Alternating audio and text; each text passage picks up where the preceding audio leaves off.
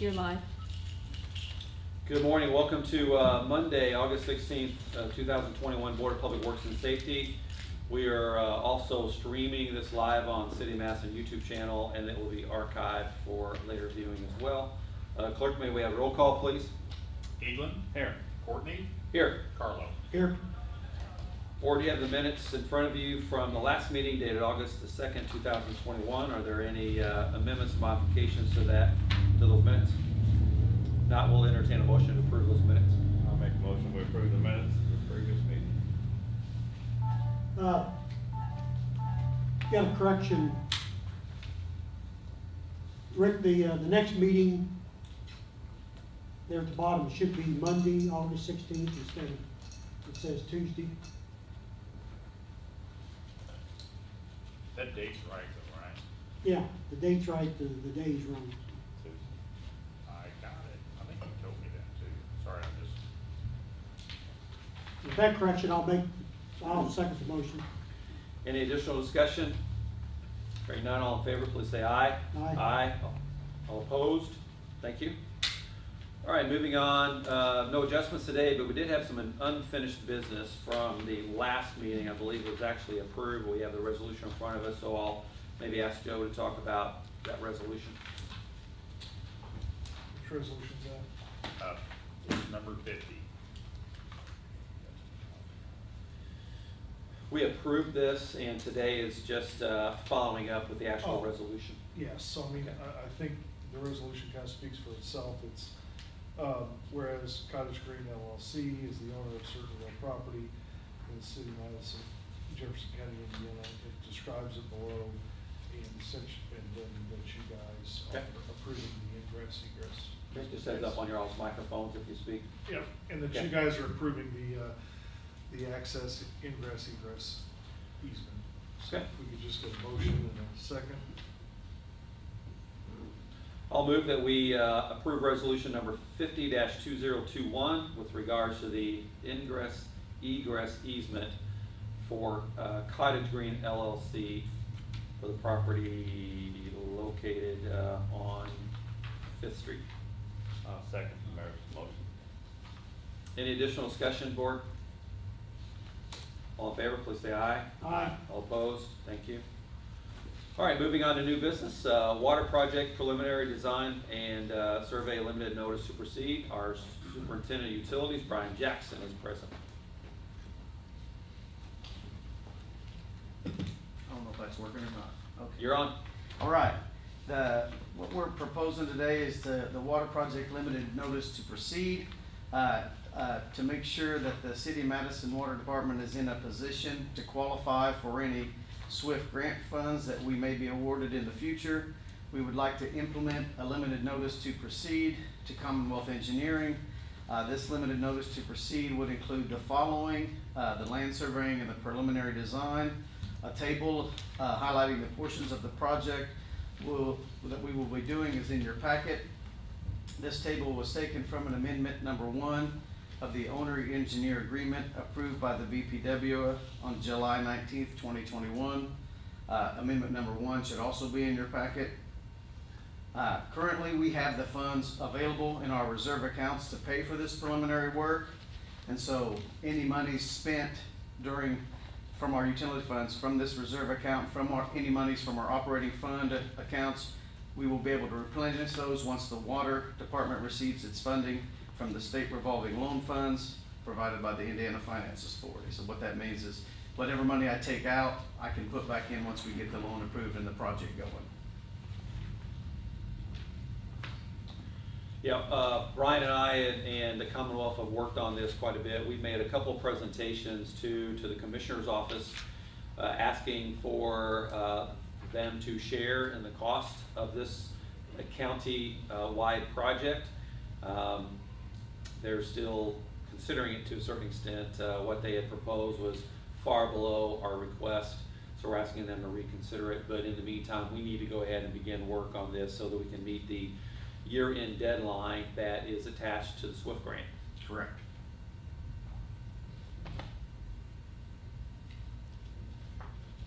Board, do you have any questions for Brian on the scope of the project or what this will entail? Again, this is the preliminary design work. We're still arranging the financing, the other sources. We're completing the rate study, but we can't really complete that until we complete the application processes with SWIFT, the statewide or State Water Infrastructure Fund grant, and the Jefferson County Commissioners. I will mention that we requested $2.5 million from Jefferson County Commissioners to support $15 million worth of cost. This is a project that affects 2/3 of the county. They have offered $200,000 from their ARP money. I believe they received about $6.5 million almost from ARP, so we're asking them to reconsider.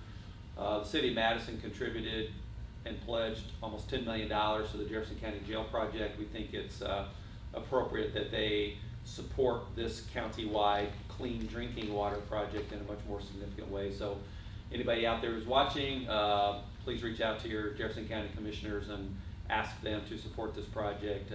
Every dollar that we receive to offset the cost of this project will reduce your water rates. So there is a direct correlation between financial support and the amount of cost that's going to be borne by the actual water utility customers. I've got Rob here from Commonwealth if you guys have any questions on the notice to proceed for the land surveying and the design, the preliminary design. But other than that, all we need is a limited notice to proceed so we can start the project. This is up just design work only. Yes, preliminary, yeah.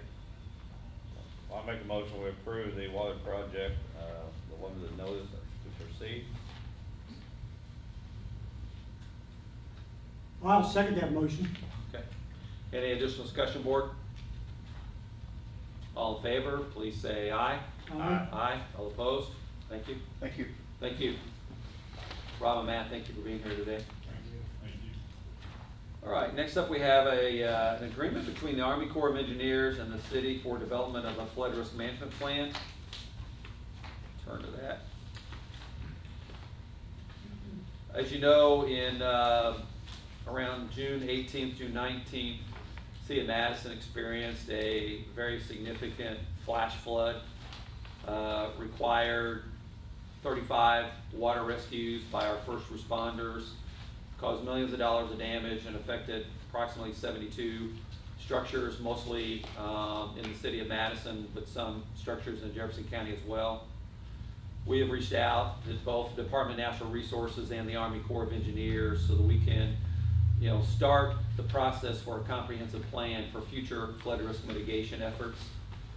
This was a second flash flood in the past 6 years. We think it's prudent to invest the time and the money to identify all options relative to future risk management. The scope of this plan with the Army Corps of Engineers, cost of which is $425,000. This falls under the planning assistance program that the Army Corps of Engineers offers. They are also offering to fund 50% of the costs. So timing is really good because they have monies available to support 50% of the cost in the form of a grant. The other costs will be borne by the city of Madison at $212,500. Jefferson County Commissioners did pledge $100,000 toward this plan, which is good. Overall, this process is going to cost us about $500,000 with supervision and time. Scope of the work is going to be done in 2 phases. It's really going to start with a lot of hydrological and hydraulical modeling of the Crooked Creek watershed, where the water essentially originated from, that ended up creating significant damage to not just downtown Madison, although most of it was in the North Jefferson Street, North Walnut Street corridor, but there was flash flooding that caused significant damage as far as 5 miles away from downtown. So rather than hope that we never have significant volume of rain in the future that would cause this type of flash flooding, we're doing multiple things. Working with the homeowners there about flood mitigation as they rebuild, working with the DNR relative to getting permits to clean the Crooked Creek creek bed that still has damage as well as debris in it. And then now working with the Corps of Engineers and the SBA and the Department of Homeland Security to bring about relief in the form of homeowner relief, but more importantly on our end, you know, the creation of a comprehensive plan that will identify future risk mitigation and infrastructure that we can construct. This is the start of a very long process, but it's much needed and something that's not been done before, but it should reveal information that will, again, allow us to better handle a disaster of this sort in the future. When will this, when will the plan start if we approve it? How long will it take to have a plan in place? This initial phase is probably going to take probably at least 6 to 9 months. The process for all of the planning itself could take up to 18 months. And then, of course, all this is paying for. This is about creating a strategy, collecting the data that's necessary to determine what the strategy ought to be. And if there are recommendations on infrastructure or anything we can do with that watershed, we'll take those under advisement and look for resources when those are identified. There's also an educational component to this, you know, about what each property owner's responsibility is with regard to stormwater management. So this isn't just something that's isolated to the Corps of Engineers, but we can bring this process into the Planning Commission, BZA, and then also working with soil and water conservation, and just educate people on how do we properly manage stormwater runoff, and frankly, you know, the impact that, you know, development has on a community, and smart development is really what's needed. So this is a major financial commitment, but it's a long-term commitment so that we can take the right approaches to be data-driven, but also share with the community on what we can do to make sure that we never, not never, but if we do have a disaster like this again, we can handle it more quickly, and the damage would be less to property and to the lives of the people who are affected. I'll mention also about the financial commitment here. The City of Madison received approximately $2.7 million of American Rescue Plan Act money. We get that in 2 installments. And one of the primary intentions of Congress with these dollars was to invest in infrastructure, water, stormwater, and wastewater infrastructure, because they know that communities like Madison and all over the entire United States have woefully underinvested in this type of infrastructure. So as you just heard with regards to from our superintendent, Brian Jackson, the need to start on our designs for our clean drinking water plan that hasn't been done in 2 decades. Emphasis is also being placed on stormwater. And so that's why we are now at the Board of Public Works to get this contract approved. But the good news here, and the silver lining, is we have dollars available to commit to getting this planning underway that should lead to better solutions in the future, other than just hoping and wishing that we'd never get another heavy rain. And the City Council's already approved our local plan that included monies set aside for flood risk mitigation. Do you want to just podium here? Good morning, Board. Matt Worth with Commonwealth Engineers. I just wanted to also kind of dovetail what the mayor was saying in the city's proactive approach to the stormwater. We do have a pending application from the Transportation Stormwater Fund through the Indiana Finance Authority that I hope we hear something on by the end of the month, or certainly the first week of September. So that can certainly help offset some of these costs that the city has to bear as a part of this stormwater planning, but will play an important role in co-funding, hopefully, the core piece. It's kind of putting like a pretty puzzle together, so. Just, hopefully we're gonna hear something. Yep. Wanna let you Matt, know. Yeah, would those funds be available to be used for? To kind of help match the Army Corps portion, Dave, I mean, they'll. Develop the plan. It's a Developing the planning plan. grant. Okay. Yeah. It's like another planning grant to help offset some of the costs. The Corps, Do a little this bit. contract with Corps is for the Crooked Creek watershed, but we have drainage and stormwater issues all across the city. So our intentions are to start here, but let that expand out. And we know where some of the hot spots are, and we're gonna be addressing those as well. But a lot of it is infrastructure and planning driven, and it's a long-term focus on planning. The city of Madison does not have a stormwater board like other communities have, where there are monies and taxes or fees assessed. So we're evaluating everything we can do right now to collect the data and make sure we have the right plan in place and how much that infrastructure is going to cost in the future. It's, again, just looking at the damage from the 2015 and the 2021 flash flooding, it caused millions of dollars of damage. And the goal here is to mitigate that. Going forward, once this project's completed and say we get to the construction phase or improvement phase, is there monies available, funding grants and other opportunities for funding? There are multiple grants available through FEMA and through the state. The issue that we have is that it's far less than the demand.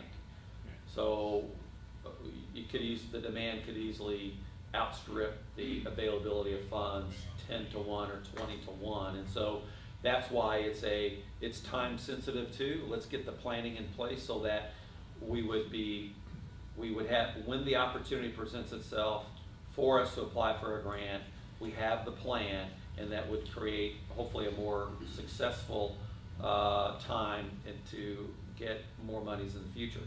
But I think it's been said before, sometimes these things take an act of Congress, and what we mean by that is we have good relationships with our congressional delegation and our U.S.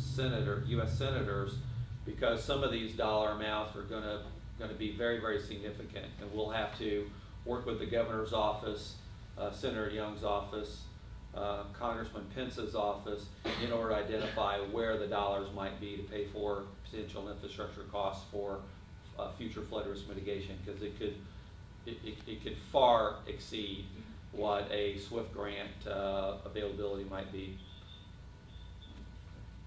Yeah, I can see where this eventually is going to turn out to be a very expensive project down the road. It's miles and miles of watershed and changing how that water flows, where it flows from, how it's retained or detained, and that's why it's so complicated. That's why you actually do need a Corps of Engineers to help us manage through this. We can't do it ourselves. It's not just the flood area, it's citywide. Yeah. So, thanks.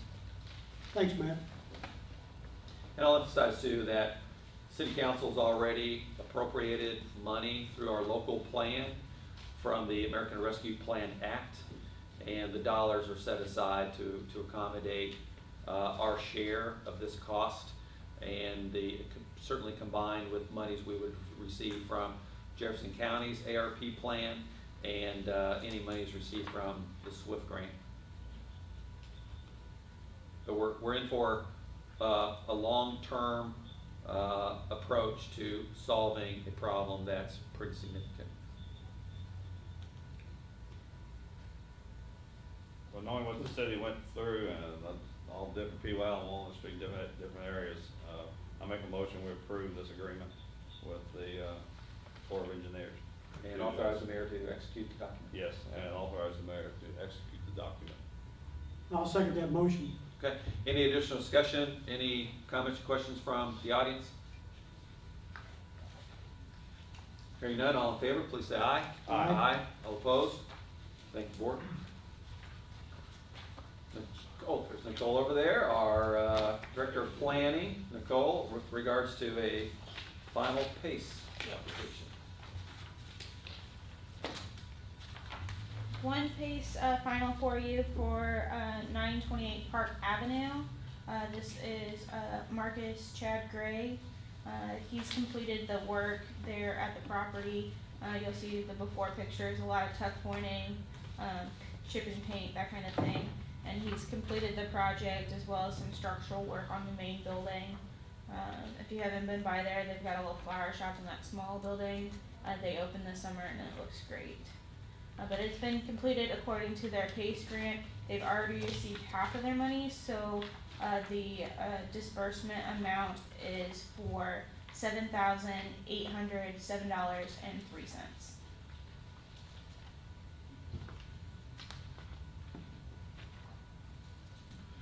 City of Madison also worked with the property owner to redo the sidewalks there, which that's also a gateway area as you come in from Highway 56. So I think it looks fantastic. I really appreciate Chad working on this and other properties across town, because that property has sat there in that condition for a very long time too. So I'm happy to see it take on a new life. Yeah, that project really looks good. So, success story there. So. Mayor, I'll make a motion that we approve the PACE final payment for 928 Park Avenue. Second David's motion. Any additional discussion, board? All in favor, please say aye. Aye. All opposed? Thank you, Nicole. Yep, no problem. I did want to take just a quick opportunity to introduce the newest employee in my office, Donna Perry, who's in the back corner here. She's joining first day today as our office coordinator, so she'll be handling customer service and phones and admin kind of things. So we're excited to have her aboard. Now here she's going to become a student of zoning. So zoning and planning. Look what you're in for, Donna. Thank you. Thank you. Welcome, Donna. Welcome. Thank you, Nicole. For next up, we have a tentative purchase and sale agreement for property located adjacent to John Paul Park. The actual address is 400 plus West 4th Street.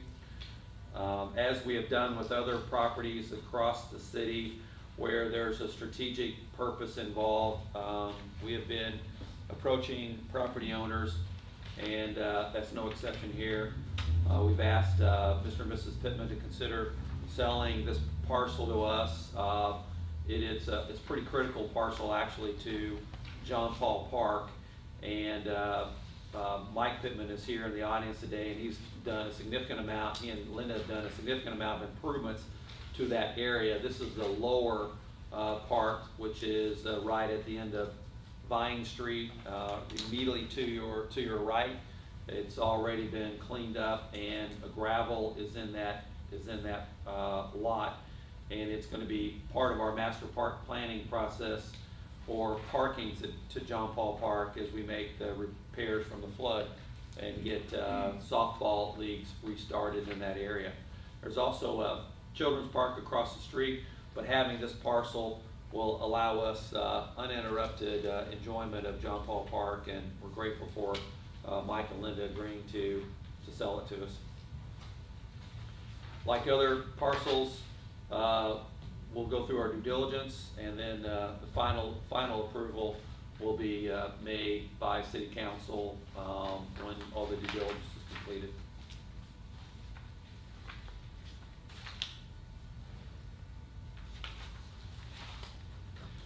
If you got any questions, we'll entertain a motion to get this on the table to approve the conditional purchase and for the mayor to execute the agreement. I make a motion we approve the agreement of purchase with the mayor being authorized to sign this agreement. I'll second that motion. Okay, open it up for discussion. You do have a GIS outline of the lot, so we'll be acquiring part of it. Yeah, the lower level. I believe it's about 140 by about 85, Mike, is that approximately correct? I did a little bit better. Okay. GIS is not real accurate, but that'll give you the. Is this one parcel, Mike, or does this have to be surveyed and Yeah, then split? it's actually all one parcel. I incorporated it into one. Okay. So we'll go up the hillside a little When I bit. purchased it, that corner was just a separate parcel, and it Yeah. didn't make any sense, but, that used to be the old city dump. Right. And, that's why it drops off like a rock, because they back the wagons up, dump, and so they stopped. That's why to take it all away. Yeah. So, that So shows you we'll that, get that part of the hillside right behind that building right there. that's the approximate dimensions right there, Good. so. I've been through it and all that, but never paid a lot of attention. How many cars can we park there, just guessing? Well, it depends on how aggressive the softball guys are. Yeah. I've seen as many as 25 down there, and they are double parked, but they're very good. I'm happy Okay. as all goodness that they're using. I wish the softball games were going on again this Yeah. summer, but Yeah. it's a great group of guys and Oh, yeah. and gals, and they really do a nice job down Well, there. Parks has such a history of Madison.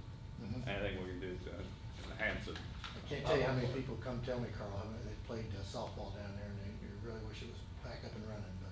Oh, yeah. You guys are We'll getting get there. going again. We had some, we talked earlier about the damage from the flood in June, and John Paul Park was heavily damaged, so we're actually going through the insurance Sure. claim process and also getting quotes to repair the damaged fencing. In the meantime, the league has been playing at Rucker this summer.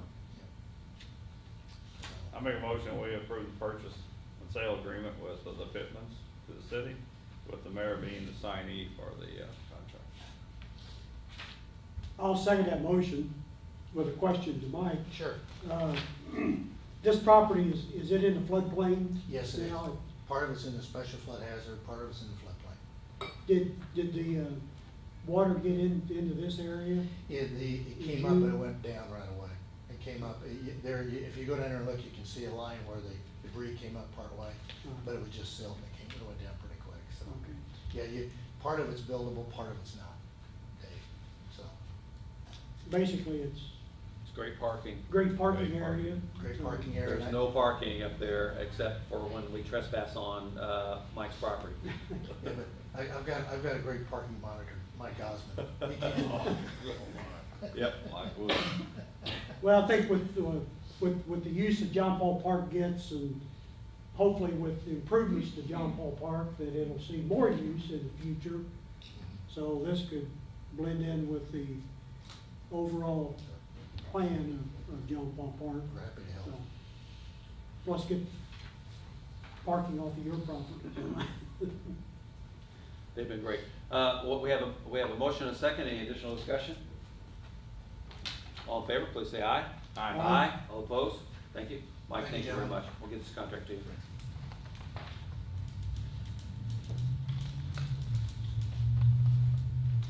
Next up, we have Main Street traffic calming plan.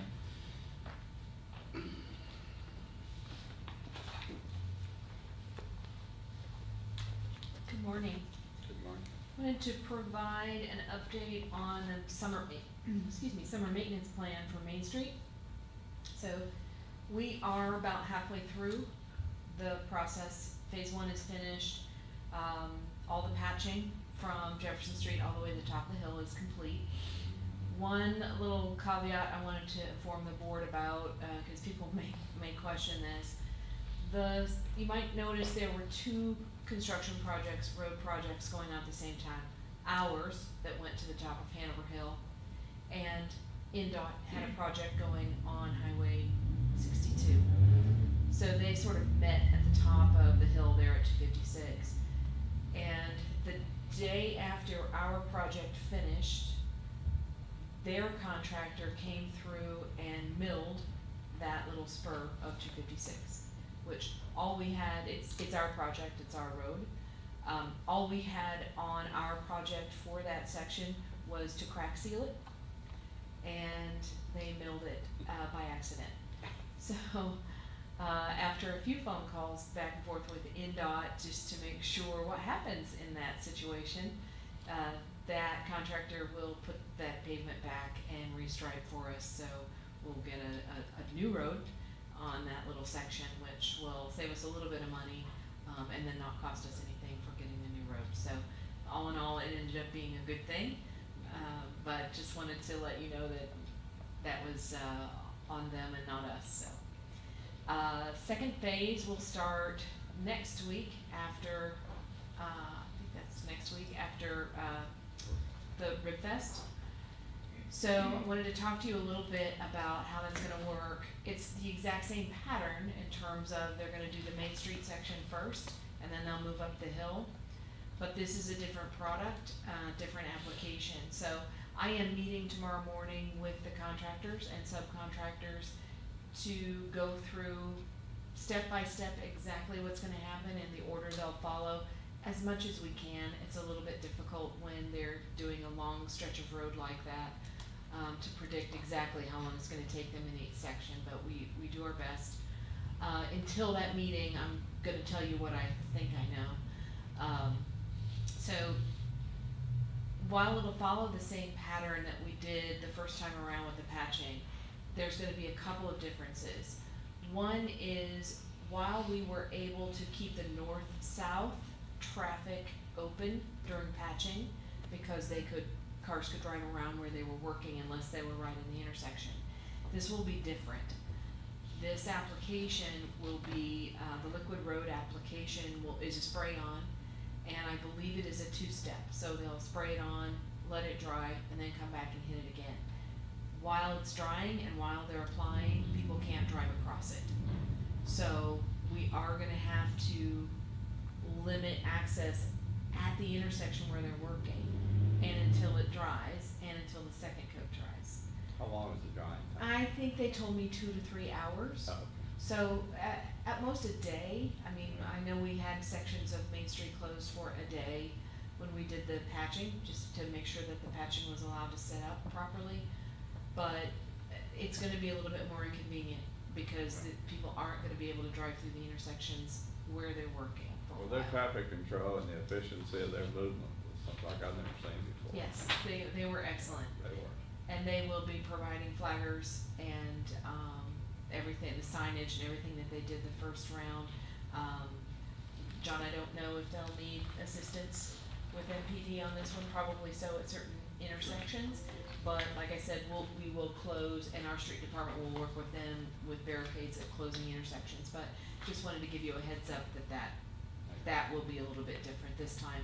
And obviously, we'll try to keep those sections as small as possible so that not the whole north side of Main Street's closed.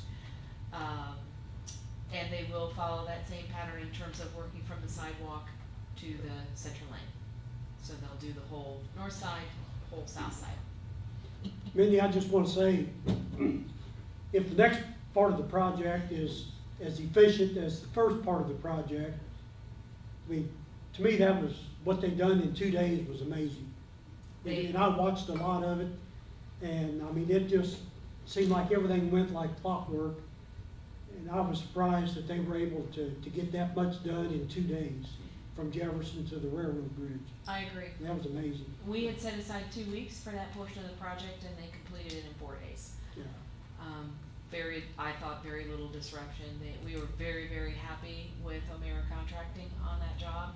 And I have to give credit to Kenny Washer, who just performed great and protects the city, frankly, he reviews the bills at the end to make sure that we're being billed for the right amount of asphalt material and everything that they're doing, and always finds something that needs to be adjusted. But he stayed with those contractors every step of the way, literally walked alongside as they were doing the patching and made sure they did what we wanted them to do. So, very grateful to Kenny as well for his hard work. Okay. So with the crack sealing next week? Crack sealing starts at the same time. So they'll crack seal and then start with the liquid road application.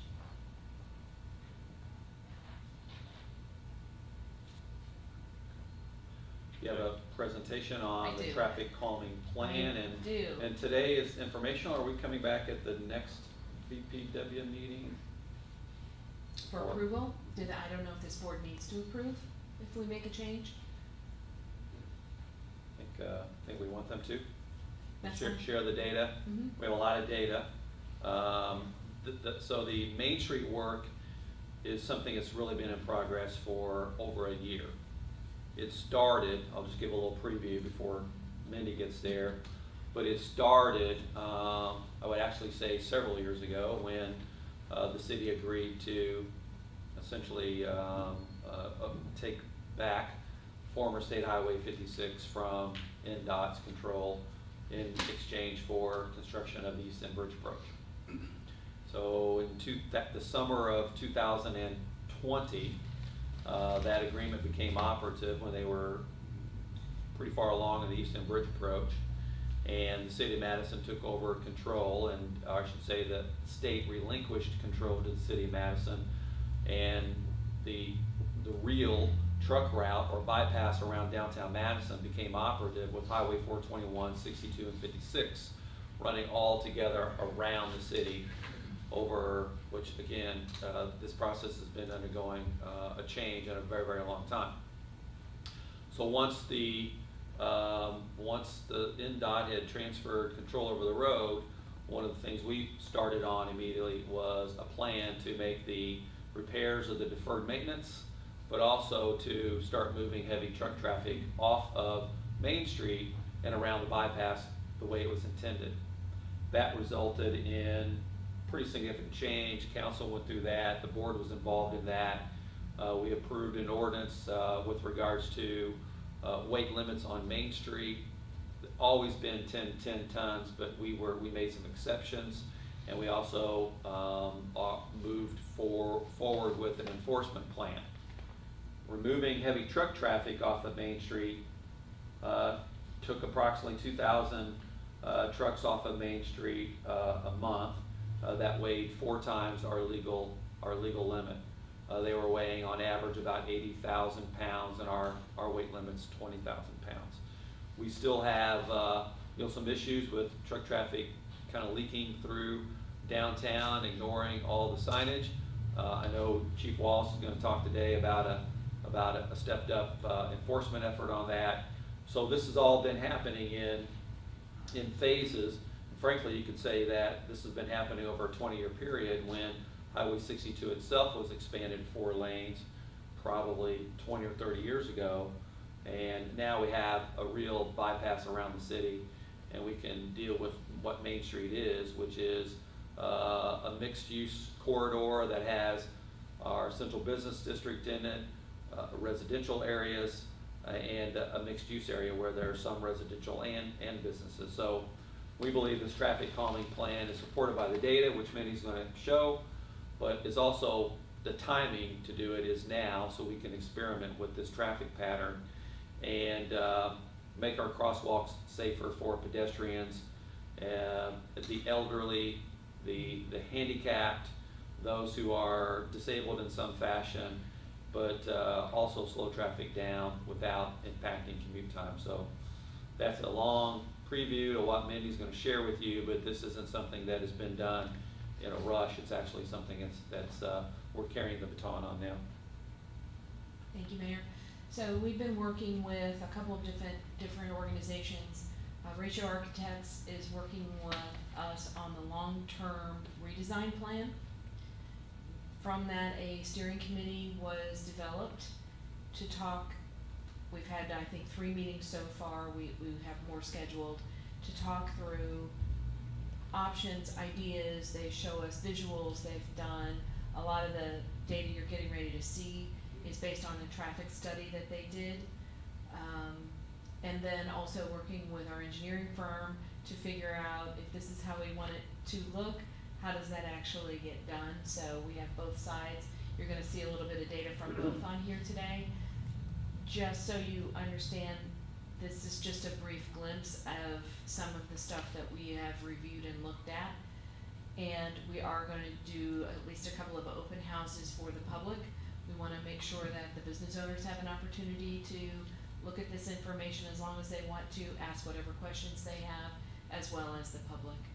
So, just quick overview, we do not intend to make any changes in the way the road striping is currently in the central business district, which would be from Jefferson to Broadway.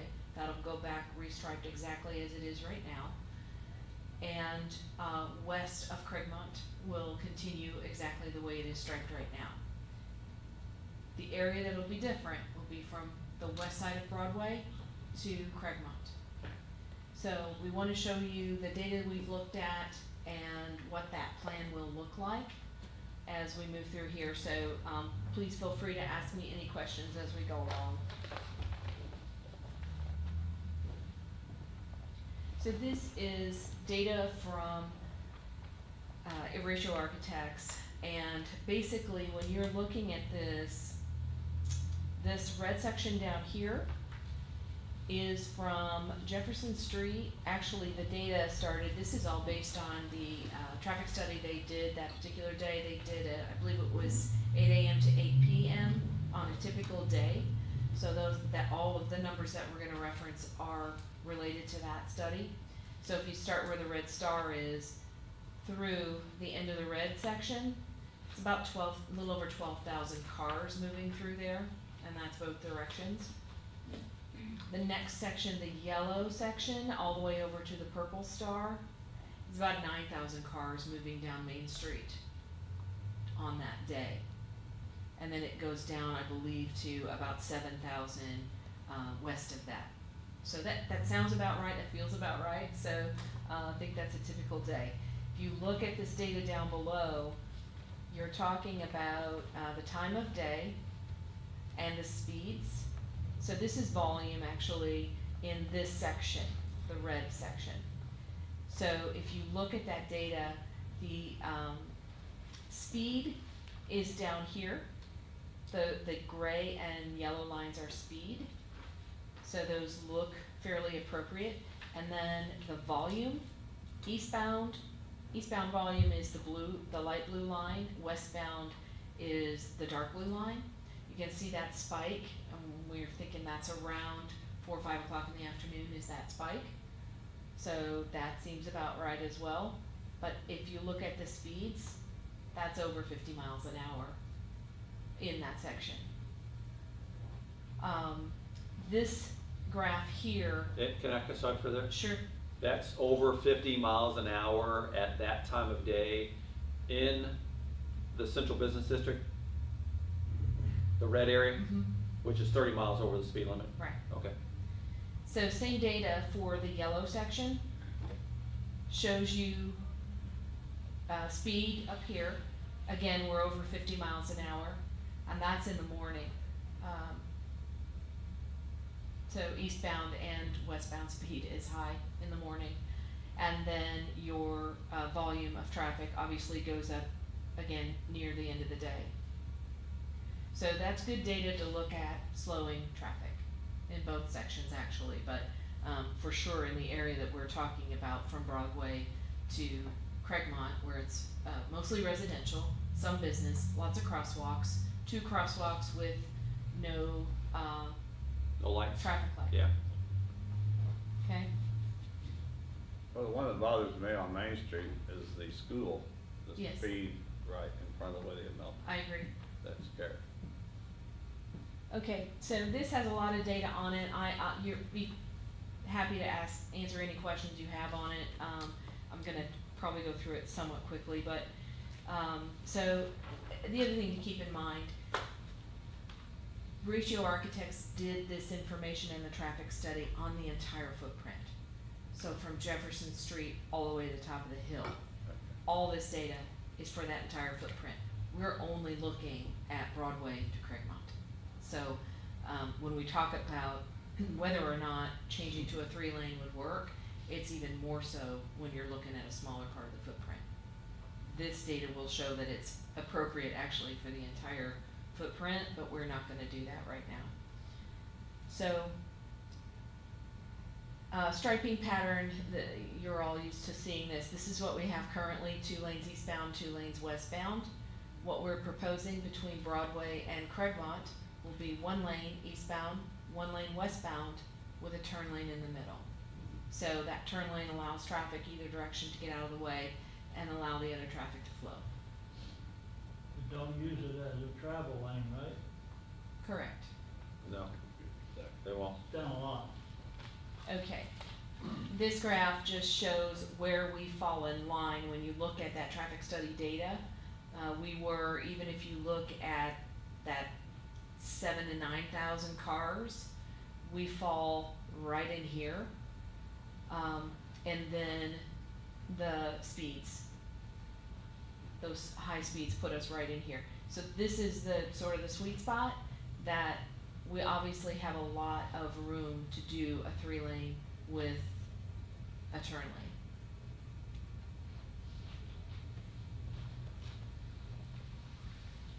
This is the graph that shows the different striping options. Just a straight 2-lane, the 3-lane that we're talking about, a 4-lane undivided and a 4-lane divided. So if you look at the daily traffic counts using those numbers, we fall right in here. This is the 3-lane pattern we're looking at going to, and we come in right at the bottom of that striping pattern, which gives us a lot of room to grow, meaning it can carry a lot more traffic than we're carrying right now. So that would accommodate for festival weekends, regular weekends, summer traffic. We still have plenty of room to fit all of that in based on this information. And the festival being on the weekends too, you're not gonna have the people going back and forth to work, The daily so traffic. that's almost a non-impact, I would think. Well, everything they showed us and everything we've looked at shows that we have plenty of room to work within that pattern. And this is interesting.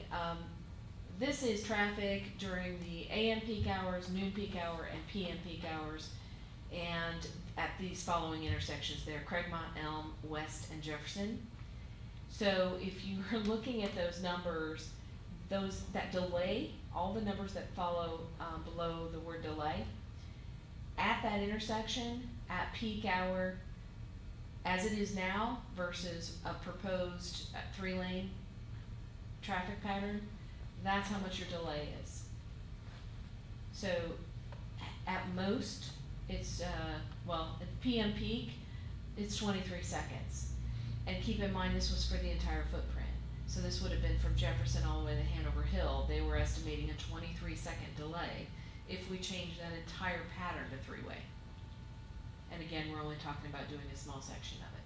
So those numbers, those delay numbers are gonna be much less. Some of them are as low as 2 seconds and 3 seconds, which I don't think anybody's gonna notice.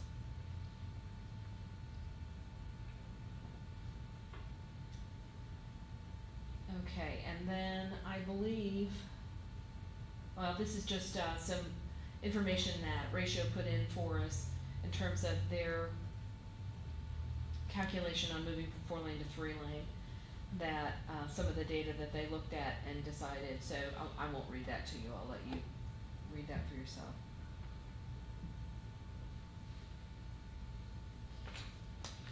And I'm happy to provide copies of this for you, gentlemen.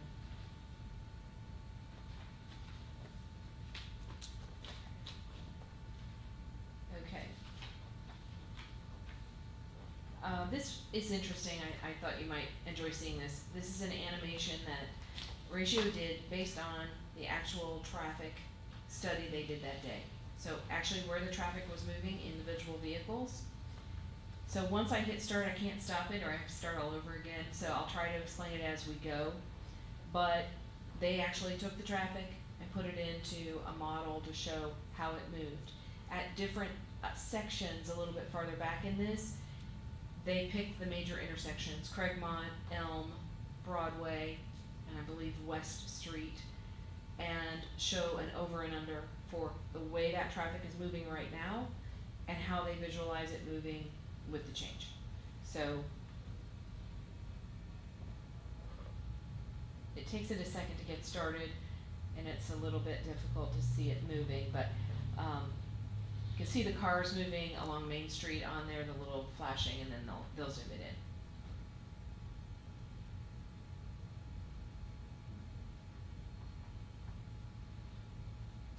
striped as it is right now.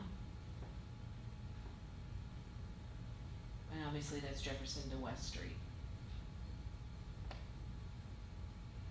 This will be Main Street intersection at Craigmont, and this is where you will see the over-under.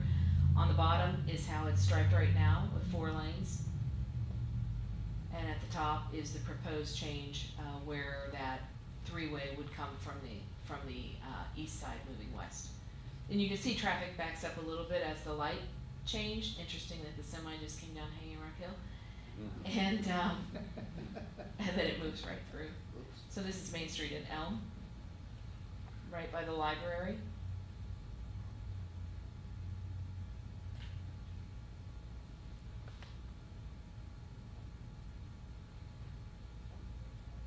It does not appear to slow moving to a 3-way at that intersection, or terribly so. And this is Main out west. Looks like we need to run radar on that section. Again, you'll see traffic back up a little bit on the upper right, but then as the light changes, it moves right through. Yeah, as she's talking about this, keep in mind that the east end of Main Street is like this, and the west end of Main Street is like this, except the west end doesn't benefit from the turn lane. So moving traffic is not going to be a problem here. The real goal is to calm it and make it safer for drivers of vehicles, pedestrians, cyclists, people that need more time getting across a crosswalk, for example. There's a lot of benefits to this. Okay, I think that is the end of it, but I just thought you might enjoy looking at that visualization of the actual traffic. And this I did just to show you a little bit of that striping pattern. I beg your forgiveness on this section. What we're gonna, this is not actually shown correctly. I'm working with the engineer on this to redraw it, and I'm having trouble getting him to understand what I need. But where this striping over here on the east side of Broadway would remain the same, but then this is where we would start that transition to a 3-lane. So they would actually, both lanes would drive through here, but then we'll merge this traffic in the left lane over to the right, and then begin 3-way all the way. And what you're seeing on here is curb, parallel parking, and then a bike lane. So a bike lane will also be added between Broadway and Craigmont. Driving lane, turn lane, and so on across the other side of the road. And then just, it'll be that way all the way to Craigmont. And with every intersection, you still have the ability to turn right once you make a legal stop. And okay. And that is all I have. I'm happy to take any questions. I just did this view just in case it was easier to look at. I didn't know if Chief brought the statistics he prepared for us or not on the accidents on Main Street. If you don't have it, I can read what you provided me. Yeah, I don't. So we also looked at traffic data from the police department, and from the West Main Street on the 100 block to 1200 blocks, it would start here and go west. In the last 10 years, there's been 411 accidents on Main Street, 25 personal injury accidents, 153 leaving the scene accidents, and 233 property damage accidents on Main Street. Going from 4 to 3 will also give us safer parking stalls, and again, more multimodal, safer multimodal transportation, whether you're a pedestrian walking or on a bicycle. I'll just anecdotally tell you, my car was totaled in front of my house on Main Street, and you're taking your life in your hands if you try to get in and out of your vehicle on Main Street the way it is now, because, as many have pointed out, high rates of speed, lots of distracted driving, a lot of accidents that are occurring on this stretch of road. And we can make this a safer part of our Main Street, which is mostly residential, without affecting commute times and traffic patterns, and make it more consistent with the east and west ends of Main Street. Seems totally appropriate to me. And as you Mayor, pointed out, go ahead. Yeah. as you pointed out before, it's sort of a test run. If some reason doesn't work, or people don't like it, or it doesn't flow the way it should, Right. we have an opportunity to. So earlier I was Something talking different. about all the planning that's going into this process. We applied for and received about a year ago now, a $5 million grant from the Federal Highway Fund through NDOT for complete mill and repaving of Main Street. That money's not available to us until NDOT's 2026 fiscal year. That planning is part of a master plan for what do we want to do with Main Street and this Main Street Steering Committee with regards to the different parts of Main Street, their function, tourism, economic development, safety, gathering, lots of different initiatives embedded into that steering committee. And this will allow us to experiment with the traffic patterns as we, work the next 3 years to finish up the actual master plan in preparation of receiving, at least the grant money from NDOT for the new milling and paving.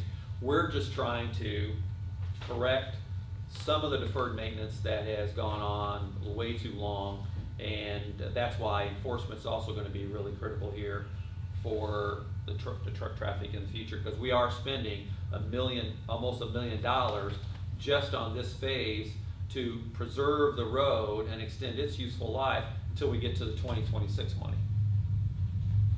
You were going to ask a question, Board Member No, I Carter? was just gonna comment on the police report, the number of accidents.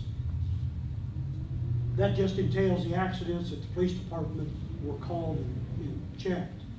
That don't include, like, I park on Main Street, I've had a couple mirrors taken off my vehicle by passing cars that, they don't get called in and reported as accidents.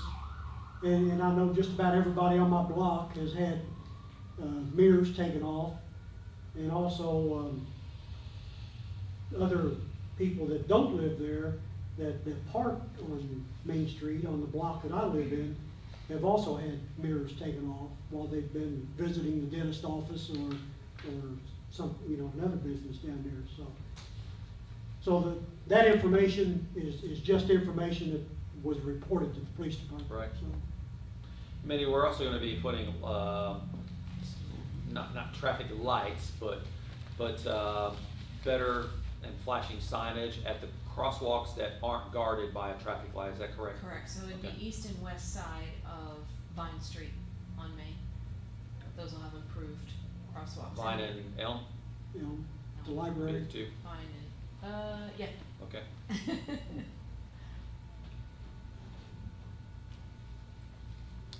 I think the data really is compelling here. That's what we started with, again, was the data, and then let the data really drive the approach. Any other questions for me? What do we need to, what action does the board need to take today? I just did this as information for today. If you want us to put it into some sort of form that you can approve, I'll have that for you at the next meeting. Next meeting, September the 6th. I don't think they'll be striking by then. Okay, I've that was the plan. proven wrong before. And there we'll do a couple of open houses to share this information with the community. Yeah, we're gonna take some of this, some of these visuals and blow them up on big boards so that people can easily walk around and look at it, and we'll try to have that animation showing as well. We have, like what we talked about with flood risk management, Main Street is also a long-term project. We have outdated signals. We have, again, a lot of traffic moving at high rates of speed in certain corridors where it's very dense. And what we're trying to do is just make the community safer, but also acknowledge the fact that, cars got to get from point A to point B, and we can do that. If we could wave a magic wand and just ask people to be patient and slow down a little bit, that would be awesome. It just doesn't work that way. Well, Mayor, it's, when we started this process a year ago with awarding the project to Ratio to study this, and hearing about it before, even before that, I've always been a little apprehensive about changing Main Street, I guess, because it's changed. you know, and some of us don't, accept change maybe as well as others. But looking at the figures, the facts and the figures and the data, and having lived on Main Street for 50 years and see the speed of the traffic, and, you know, it's been an improvement with the decrease in truck traffic.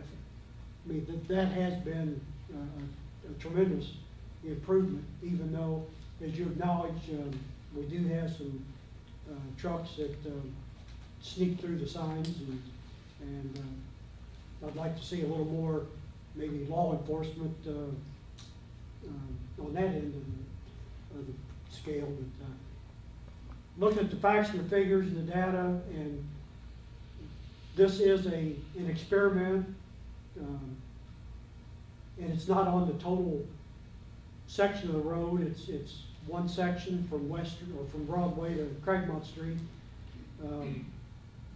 I'm willing to give it a try. I think, you know, like you say, if it don't work, we can always go back. So, and Mindy, would this information that would it be available? Could you email me that? So If the file is not too large, if not, I'll try and get it to you on a jump drive or something. okay. And then we're establishing the dates for the 2 open houses and the locations too, so we'll invite the community to participate in those, so we can share this information. Could you send the same file to, say, the fire departments, so we can present this at our meetings? Sure. If Bill DeVries has like the information for all the fire departments, could you do that? Absolutely. Appreciate it. And just, you know, we're gonna do those open houses to try and get some feedback from folks as well, but I don't anticipate that people who live in that stretch will object to it. We all know what the traffic is like. Honestly, the drag racing, it is drag racing, will stop because it's only one lane each way. So I don't anticipate that people are gonna be hugely upset about it, but I could be wrong. And then business owners and pedestrian traffic is gonna be much safer, so I think it's at least worth a try, especially since the data supports it. The one figure that you presented that I may disagree with was, it showed that there was room for growth. We were on the bottom of the 3-lane. Right. I would question that on the Saturday morning of Chautauqua. That might be the one exception. That one day a year that stands out that I can see a problem, you know, in the west end of town from Broadway to Craigmont Street. But, you know, if we can get by one day a year, you know, if it improves the situation in the 364 days, well. Thank you, Mindy. Thank you. Mindy, appreciate it. All right, moving on. Chief, we have 2 handicap parking space requests. Now, while you're up there, we'll talk about the SOPs Yes. and the street light requests. I do have 2 handicap parking space requests, 420 St. Michael's, a Robin McCall, and 103 East 2nd, Frida Richardson. I have checked both these out. There are no handicap parking spaces in the 400 block of St. Michael, nor close to where the Richardsons need theirs. There's several across the street at the clearinghouse, however, those are for the clearinghouse in the 100 block of East 2nd. So it looks like they meet all requirements. They do have their handicap placards, so my recommendation would be to approve their request. Chief, where's 103 2nd? I couldn't find that on GIS. Is it right down here at the corner? Yes, it is, yeah. It's just right I thought that had a. Is that like a sleeping room? Do they have sleeping rooms It in looks there? like little apartments there. Because I looked on the sign there, it Yes. said apartment numbers, and Yes. there's 2 or 3 of them there, so. Correct, yeah. And do you think they realize that anybody with the appropriate handicap sticker can park in that space? Yes, I believe. It's not a Yes. private handicap parking So space. if somebody wants to That's part stop of- there at Sally's Ice Cream, Right. park there, it's perfectly fine. All part of the ordinance, yes, that's correct. There's no other on that block. No, not the, Other than a clearinghouse Clearinghouse. across the street Yeah. there, which is And- private parking. Neither one have, off-street parking? Correct, either do.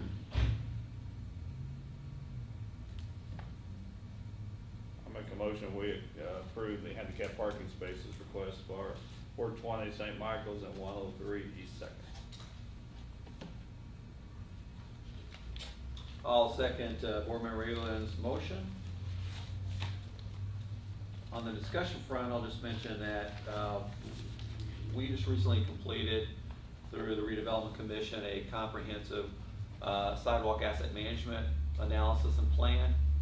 We're gonna do something very similar with parking, because I honestly couldn't tell you, other than it's hard sometimes to find parking. I'm not sure what our parking inventory is downtown, and I think it's important for us to get an inventory and identify our parking needs, and we'll also be able to identify what our handicap parking needs are, because I know you bring them in, occasionally, but if we had a strategic plan, we might actually be able to be ahead of the curve, be ahead of the request, and put them where they're needed. We'll also figure out what our parking needs are as the community's growing. Board, any additional comments or questions? Anything for the board? Anyone from the audience? I'd like to step back. If you could come up here. If we're on this topic right here, Shelby, is that what you're gonna comment about? On truck traffic. We'll come back to that, if that's Okay, okay? all right. Yep. We'll have a public comment section in a minute. Thank you. All in favor, please say aye. Aye. Aye. All opposed? Thank you. Okay, Chief. One other on the agenda was a street light in 400 block of Green Road in the alley. I'd like to table that for this meeting, bring it back to the next. Because I need to do a little additional investigation into that before it's either recommended or not recommended. Okay. Sorry about that.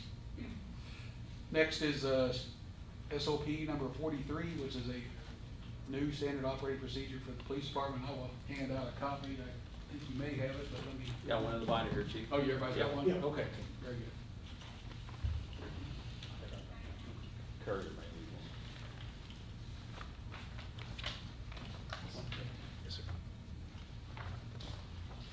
one. As a preview to what Chief Wallace is about to talk about, one of our key initiatives have been not only expanding our police department, but also expanding and leveraging up our full-time merit officer staff. So Chief's done a great job on that front, and heading into the 2022 season, where we want to expand our investment in our community safety. Yeah. Chief is recommending this. I think the timing of it's great. Yeah, we very much appreciate that. As I'd spoken at budget hearing, they show 31 officers on paper, but very seldom do you ever have 31 officers available. In this particular case, we're finding ourselves pretty short right now due to various reasons, and that's life. You're always going to have those shortages, regardless of how many you have on the department. So we do very much appreciate the bump up in the safety issues that the mayor has spoke about, and keeping Madison safe, and the numbers of officers will certainly help us achieve that goal. One thing we're looking at is part-time officers. This is something I don't believe it's ever been done here in Madison, but I can find this to be very beneficial to our department, especially in the day and age where officers are becoming harder and harder to find. We have a valuable resource out there of officers that are Tier 1 certified officers that maybe have left for various reasons for other jobs, but may still be interested or are still interested in coming back to our department on a part-time basis to provide valuable assistance. And also retired officers. They're all drawing their officer pension, but they can still come back and work on a part-time basis and assist us with various needs. For example, we have several officers that have moved on to other jobs that have shown interest and do want to come back on a part-time basis. Some of those are prior members of our emergency response team, which would be very valuable to get those back. Some are prior canine handlers, be very valuable to get those officers back. And I'll use Captain Seventy for an example. When he's mandated to retire, he would be eligible to come back after 30 days of being away from the department to be a part-time officer. I can surely envision him working on our Main Street projects and goals as far as calming traffic and those type of things. So we would use these officers for our various needs. They would only receive a salary, which would be, I think, equivalent to a patrolman salary, which I think is fair. However, they receive no other benefits, so there's no insurance, there's no medical insurance, there's no retirement, there's no other cost to the city other than just that basic salary. They would be covered under liability reasons should they. So workman's comp, they would be. They would be covered under that, yes, sir. Yeah, we checked onto that. Didn't appear to be any additional cost to the city to add these officers onto workman's comp, so. Chief, I have a question. If you have an officer leave for a private sector job, and they want to come back as a part-time, do they have, I mean, obviously they went through the academy and, Right. and do they have any like continuing education classes that they would have to keep up, like a certification or anything? Or? Yes, they would be required to maintain that. Now, the academy looks at how long have you been away.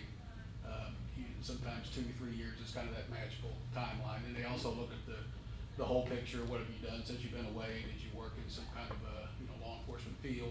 Have you continued your education, which some guys have left, but maybe maintained it by remaining a reserve at a department either here or somewhere the county's adjacent to us, so they may maintain their certifications as well.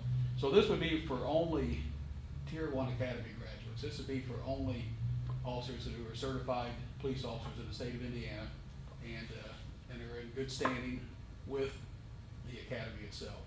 So they have to leave the department in which they were previously had in good standing, or if they left our department in good standing, they would be eligible.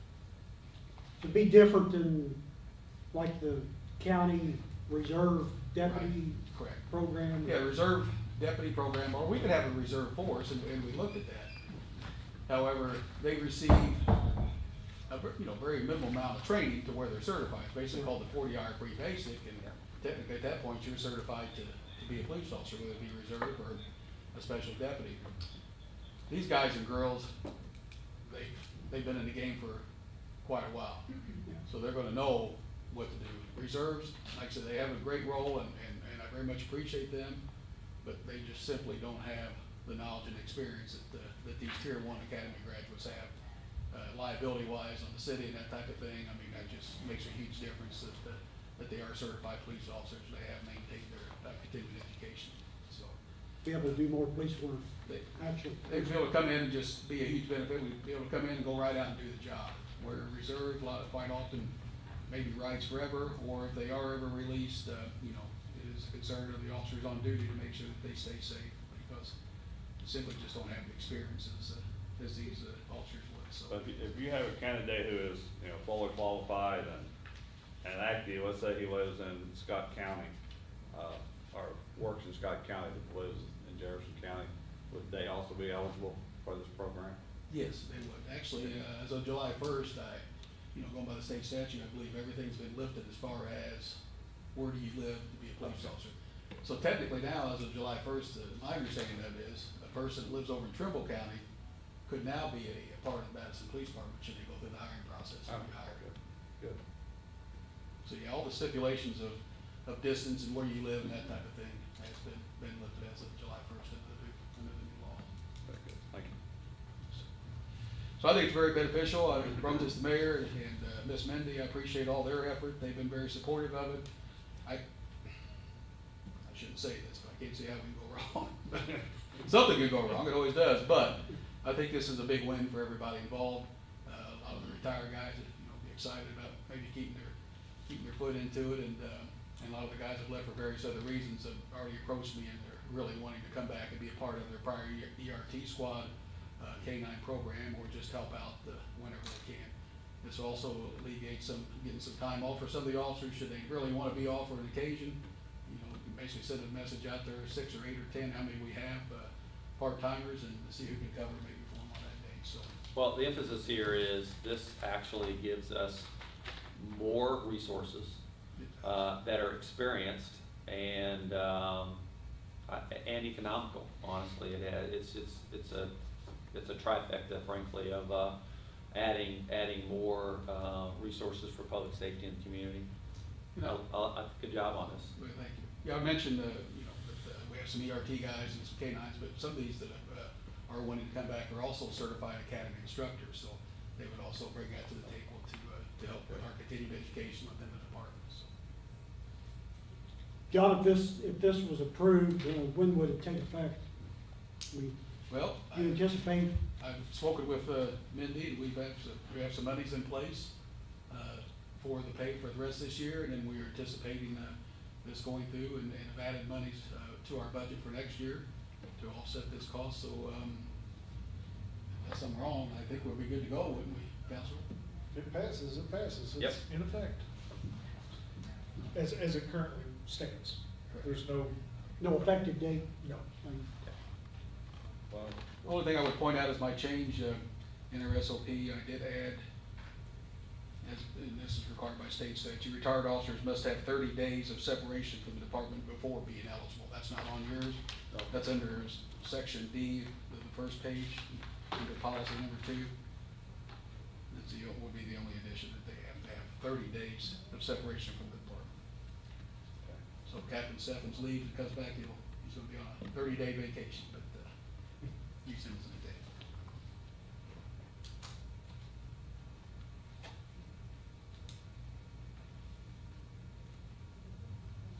Board, do you have any other questions? Go ahead and get this on the table with a motion and a second, and we'll see if there's any additional discussion. I make a motion, we approve the SOP number 43 for the Madison Police Department. I'll second that motion. Any additional discussion, comments, or question from the audience? Now, notice, well,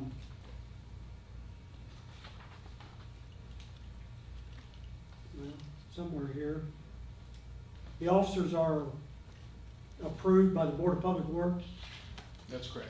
so, So these officers are approved by the board, by this board, and the rules state they can be relieved of their duties at any time without cause. They do not have the merit protection of the merit officers. and John, has this come before the merit board? I Have did you bring. discussed it with the merit board? I did bring that to them, and they seem to be in favor of it as well. Okay.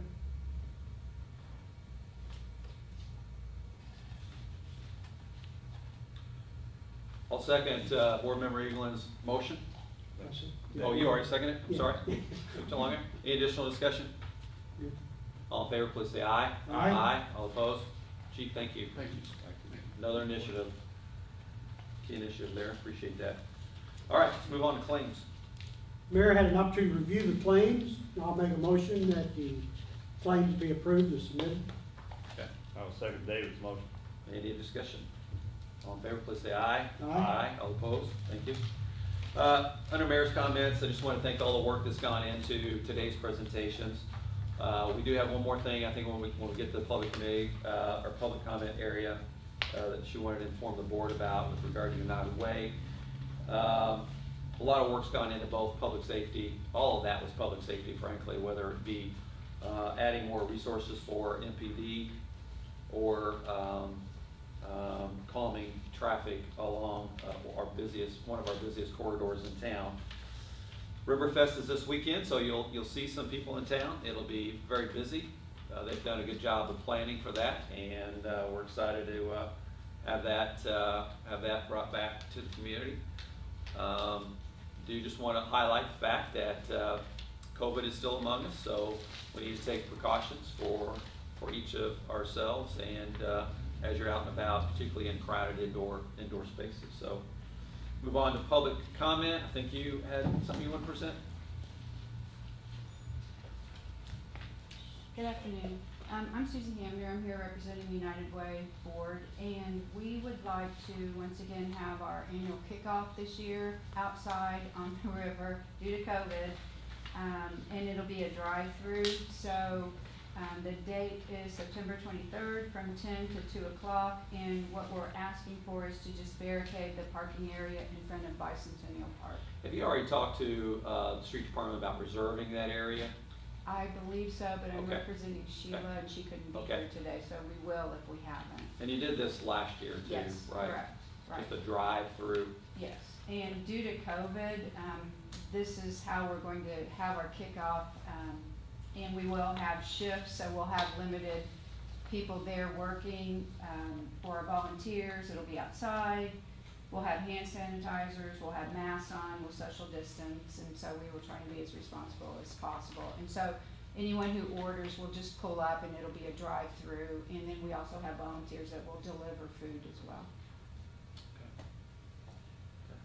Joe, do we have to take any formal action on that other than, I mean, it was, okay. Thank you, Susan, for making us aware of this, and as long as you're coordinating with the street department, we can get barricades and stuff down there to channel traffic flow well, like we did last year. Okay, thank you very much. Yeah, thank you very Appreciate much. it. Good luck with it. Yep, and we're still at public comment, so anybody else in the audience have anything they'd like to address the board with? Just need your name and address, sir. Sheldon Baldry, 1411 East Telegraph Hill Road. Okay. I wanted to comment on the truck and the trafficking stuff that you were talking about earlier. I picked up on sneaking by and whatnot. I really don't think the truck drivers are sneaking by. I think you've got some problem with signage. I noticed when you first done that, coming into town, you come in east or west, your sign's right there at the bottom hill, 10 tons taking effect. And once they get there, they can't turn around. They come off of Madison Milton Bridge, come in from that side, they come out Jefferson. They're using the turnaround at Milton Street and Legion now because they're confused where they're going. I think you have some problem with signage on your truck traffic. On the west end, we start. On both ends. On the west end, we start signage 3 miles from downtown. I come through that way. And on the east end, just to let you know, on the east end, there's signage right there that says truck traffic go this way. But you're right, if they cross the intersection, they're stuck in downtown. Yeah. But we've been at this for a year, and I think that most people know, and most people know. Most places I've been in cities, this is information, Yeah. I'm not griping, I'm just saying. Yeah. I've seen bypass signs bigger than I've seen on your signage, warns truck drivers. And you're talking about 10-ton weight limit. If that's an empty truck, he has legal rights to come through town if he's not over his legal weight limit. Well, that's correct, and we've also made exceptions. I just Yeah. I just observed that, so, you know, Yep. Yeah, if there's local deliveries or Yeah. local business here, that's part of the but exception. I miss the signage, and I'm not a truck driver, and truck drivers aren't like they used to be. And you have My dad was a truck driver, Shelby, so I can tell you that that's a true statement. we do have a problem coming down New Hill Road into downtown Madison with speed. Yes, we do. That, unfortunately, I wish NDOT would regulate the speed on that area, but they've opted through their traffic studies not to do anything on speed. I appreciate it. Thank you, Shelby. Yeah. Is there anything else from anybody? Covered a lot of ground today. Appreciate everyone's patience. Next meeting is September I believe it's the 6th, actually, not the 7th, but you guys confirm that. It'd be September, Monday. September 6th is Labor Day. Oh, okay, so it'll be So it'll be September September 7th. That is correct. Thank you. Entertain a motion to adjourn. I'll make a motion with adjourn. I'll second that motion. Thanks, everybody. All in favor? Aye. Opposed? Thank you. Thanks, everyone.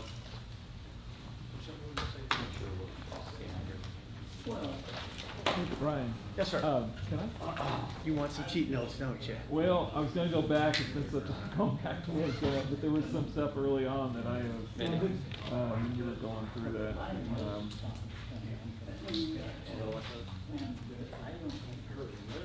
I got it. Awesome, thank you so much.